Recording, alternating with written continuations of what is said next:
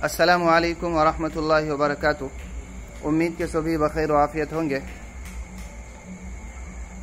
हज़रत फ़ातिमतु ज़हरा रज़ियल्लाहु ताला अन्हा बिनते जनाब मोहम्मद रसूलुल्लाह सल्लल्लाहु अलैहि वसल्लम के मुताल्लिक़ बात की जा रही थी।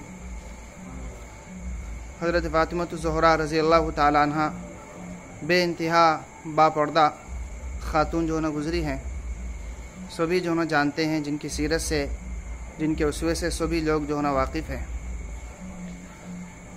नबी करीम सल्लल्लाहु अलैहि वसल्लम की तरबियत याफ्ता थी, ज़ाहिर सी बात है उसके हिसाब से बेमिसाल ही होगी। बहुत इबरत आमोज़ वाक़यात हैं उनके। एक मरतबा हज़रत अली मुर्तज़ा जो उनके शोहर थे, जो उनके खाविंद, उनके सरदाश थे, उन्होंने इनकी हालत को देख कर के यूँ कहा। इनकी हालत ये हो गई थी कि चूँकि चक्की से चावल को पीस करके और गेहूं को पीस करके आटा बनाना और उसकी रोटियां बना करके खाने का रिवाज था। उस ज़माने में न ग्राइंडर थे और न ही गिरनी थे, न कुछ थे, सभी जानते हैं। तो उसकी वजह से हाथों में गट्ठे से आ गए थे और मशकीज़े से कुएं से पानी सेन करके लाने से हाथों में निशान पड़ गए थे, जिसकी वजह से हाथ बहुत ज़्यादा दर्द होते थे।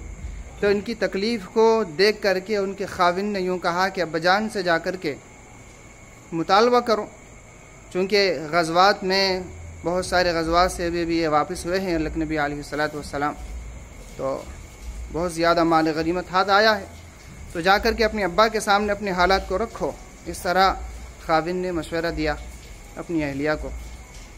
तो चूँकि खाविन की बात थी, खाविन की बात को रद्द नहीं करना ये उसवे हसना है और रसूलुल्लाह सल्लल्लाहु अलैहि वसल्लम की तालीमात भी है। इसलिए खाविन की हुक्म की तामील के लिए फ़ौरन खिदमत अक़दस में यानी अपने अब्बाजान के पास जो है ना पहुँची। वहाँ जाने के बाद मसले को सामने रखना चाहा, लेकिन अब्बाजान के सामने बात को नहीं रख सकी। शर्मिंदगी की वजह से फ़ौरन फिर से वापस हो गई। सलाम किया, कुछ देर जो है ना बैठे, 10 से 15 मिनट जो है ना बैठे रहे अब्बाजान के सामने, लेकिन हिम्मत नहीं कर सके। लेकिन वालिद मोहतरम ने अपनी बेटी के चेहरे को देख कर के भांप लिया था कि मेरी बच्ची कुछ ना कुछ मसला लेकर के आई है जो बोल नहीं पा रही। भांप लिया था, चेहरे को परख लिया था। हज़रत फ़ातिमतु ज़हरा रुख़सती की यहाँ से वापसी की इजाज़त लेकर के फिर घर पहुँच गई। अब्बाजान भी बेचैन हो गए, यानी नबी रहमत सल्लल्लाहु अलैहि वसल्लम भी बेचैन हो गए कि मेरी बच्ची आई थी, पता नहीं क्या मसला है, किस हाल में। आप भी बेचैन हो गए। हज़रत फ़ातिमतु ज़हरा घर पहुँची, जाकर के अपने खाविन से कहा कि माज़रत चाहती हूँ, मैं अपने अब्बाजान के सामने अपने हालात नहीं रख सकी। फ़ौरन नबी आखिर ज़मां सल्लल्लाहु अलैहि वसल्लम जो न घर में पहुँचे, इजाज़त लेकर के पहुँचे। जो ही हज़रत फ़ातिमतु ज़हरा ने अपने अब्बा के चेहरे को देखा तो आँखों में आंसू भर आ गए और आंसू झलकने लगे।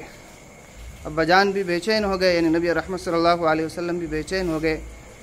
हज़रत फ़ातिमतु ज़हरा अपने अब्बा के गले लग कर के रोने लगी। हज़रत फ़ातिमा भी रो रही है और हज़रत हुज़ूर अलैहिस्सलातु वस्सलाम भी जो ना रोने लगे। दोनों एक दूसरे को देख कर के रोने लगे, बहुत रोने लगे। फिर पूछा कि मेरी बच्ची माजरा क्या है, आखिर क्या दर्द है, क्या तकलीफ़ है, बताओ तो सही। तो हज़रत फ़ातिमा ने एक न कही। हज़रत अली रज़ियल्लाहु ताला ने बात बतलाई कि सूरत हाल दरअसल ये है कि हाथों में जो ना छाले पड़ गए हैं, तकलीफ़ की वजह से बहुत ज़्यादा जो है ना परेशान हाल है। अल्लाह के नबी अलैहिस्सलातु वस्सलाम ने कहा कि मेरी बच्ची सब्र करिए, सब्र, हर सब्र के बाद जो है ना राहत होती है, हर तकलीफ़ के बाद जो है ना राहत होती है। इस सब्र के पीछे मैं तुम्हें आखिरत की कामयाबी जो है ना, तुम्हें इसके पस पर्दा आखिरत की कामयाबी देख रहा हूँ। उसी वक्त ये खुशखबरी दी कि तुम जन्नत में औरतों की जो है सरदार बनोगी। तो बहरहाल देखिए, यहाँ पर एक उसवा देखिए, अल्लाह के नबी अलैहिस्सलातु वस्सलाम ने भी बेटी की तकलीफ़ को पहुँच करके ख़ुद घर पर जा कर के जो है सो खैर ख़बर ली। तो बहरहाल उस वक़्त ये खुशखबरी दी अल्लाह के नबी अलैहिस्सलातु वस्सलाम ने और यूँ कहा कि मेरी बच्ची ये 33 मरतबा सुभान अल्लाह, 33 मरतबा अल्हम्दुलिल्लाह और 34 मरतबा अल्लाहु अकबर रात में पढ़ लिया करो।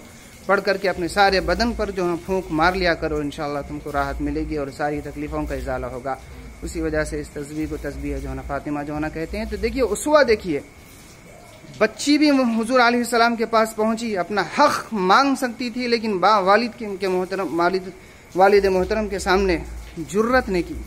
आजकल की बच्चियों को आपने देखा होगा کتنی جرت مندی سے جو ہے نا والدین سے جو ہے نا مطالبہ جو ہے نا کرتے، اور یہ ایک اسوہ ہے کہ والد کے ساتھ کیسے پیش آتے ہیں. یہ حضرت فاطمہ کا اسوہ ہے. اور حضور علیہ الصلوۃ والسلام کا اسوہ بھی ہے کہ دیکھیے بچی بولی نہیں لیکن بچے کے درد کو بھانپ لیا، بچی کہنا کیا چاہتی ہے بھانپ لیا. لہٰذا آج کے والدین کو بھی اس طرح سمجھنا چاہیے کہ بچیوں کے درد کیا ہیں، بچیوں کے مسائل کیا ہیں.